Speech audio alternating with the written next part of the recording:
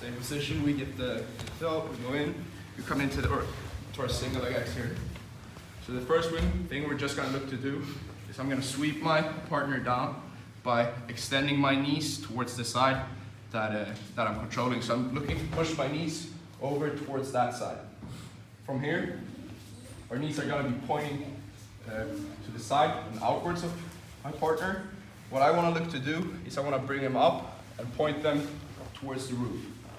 This, first of all, it fixates his knee, but also gives me quite a good opportunity to be able to catch his heel.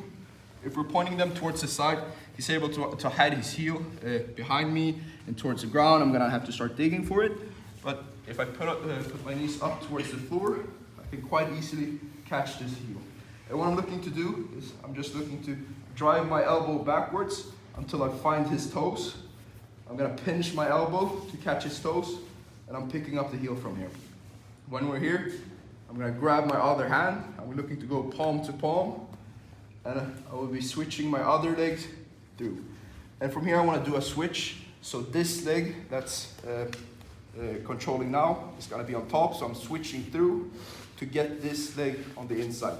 The reason why I'm doing that is it's gonna be easier for me to get my leg up high, near his knee, where I can have more attacking motion on his leg than with this one. Because this one's gonna be down on his hip and be more controlling of his hip. But if I can do the switch, I can move my leg up and have my hip more towards his knee, which is gonna make for easier finishing mechanics.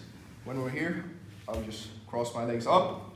I'm gonna look to have his heel on my arm, and I'm just lifting my hands towards my chin, and I'm moving my knees towards the floor there. So I'm kind of trying to create torque in the knee by moving in opposite directions. So I'm lifting his heel towards my chin, and I'm driving my knees to the other side. So I'm just moving them there while I'm lifting my hands towards my chin. So we're starting from just standing.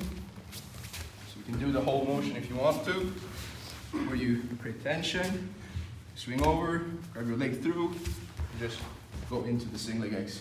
From here, I'm looking to tilt my knees over his hip, sweeping him down. My knees are gonna be pointed outwards, and I wanna look to point them up towards the roof. When I'm doing that, I'm gonna punch my arm back, catch his toes by pinching my elbow, and I'm looking to grab his heel. Because of the floor and how I'm controlling his heel, it's not as important for me controlling it up on my wrist. In other heelhooks, it's quite important that we're controlling the leg here, but because we have such good pinch with the floor and on the ground, it's not as much big of a deal because it's still hard for him to heel slip this. When we've done this, we can look to switch my legs by just sliding them over each other, and I want to make sure my thigh is right above where his knee is. This is going to create the most tension and make for the easiest finish. So from here, I'm just looking to drive my knees to the side, and I'm looking to pick lift my arms towards my heel, my chin. One more time. So just here, I'm gonna just tilt my partner down over his hip, and I'm pointing my knees towards the roof. I'm gonna go back, pinch his toes, lift up his heels, switch my legs. I'm gonna lift my arm towards my chin, and I'm tilting my legs down towards the side. If you're not used to heel hooks, be careful, just take it slow. Don't rip anything. We don't want to injure anyone. So just be careful and try it out. If it's not working, ask for help. I'll help you out. Yeah, 1, 2.